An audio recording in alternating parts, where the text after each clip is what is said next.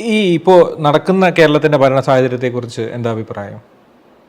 Present കേരളത്തിൻ്റെ ഭരണം, കേരളത്തിൻ്റെ സാഹചര്യത്തെക്കുറിച്ച് എന്താ അഭിപ്രായം എന്നുള്ളത്?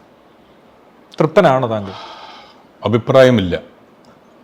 കാരണം അത്രയും മോശമാണെന്നർത്ഥം.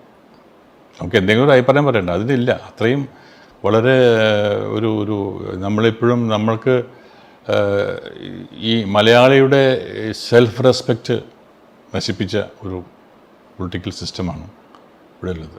ഒരു ആത്മാഭിമാനം ഉണ്ടല്ലോ ഓരോ മലയാളിക്കും. ഇപ്പോൾ നമുക്ക് ആത്മാഭിമാനം നഷ്ടപ്പെട്ട ഒരു ജനതയായിട്ട് മാറി മലയാളികൾ. അത് ബിക്കോസ് ഓഫ് ദിസ് റെസ്പോൺസിബിലിറ്റി. ഒരു ഉത്തരവാദിത്വം ആർക്കും ഒന്നുമില്ല.